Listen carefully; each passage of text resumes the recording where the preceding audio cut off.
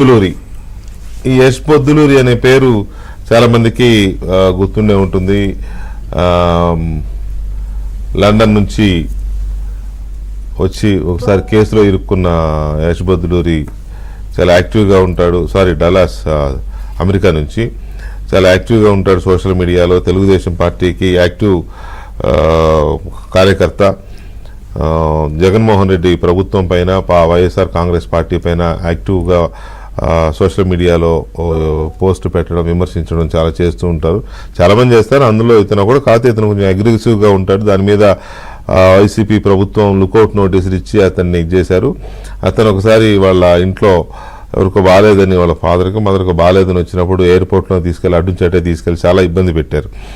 అయినా అతను భయపడకుండా బెదరకుండా ఆ కేసు ఎదుర్కొంటూనే తన పని తను చేసుకుని కొన్నాళ్ళు ఇక్కడ పని చూసుకొని మళ్ళీ వెళ్ళిపోయాడు.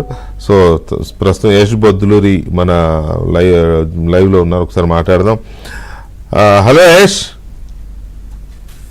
నమస్తే. నమస్తే. ఏంటి, ఎలా ఫీల్ అవుతున్నావు? నిన్ను చాలా ఇబ్బంది పెట్టింది కదా జగన్ ప్రభుత్వం. How are you feeling now? నా టైం ఐ థింక్ 5:15 అవుతుందన్న. మా ఇంటి బయట దాదాపు 600 మంది పైన ఉన్నారు. ఆల్రెడీ పార్టీ నడుస్తుంది.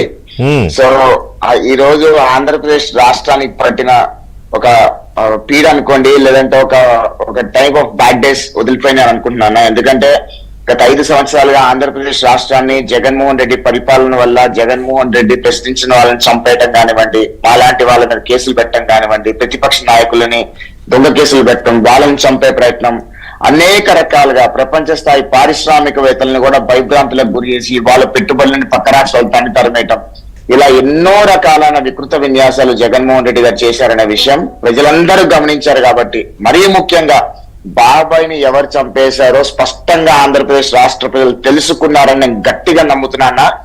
అందుకనే ఆంధ్రప్రదేశ్ రాష్ట్ర ప్రజలందరూ కూడా ఇలాంటి నరహంతకులు, నరరూప రాక్షసులు ఎవరు కూడా పాలకుల్లా ఉండకూడదు.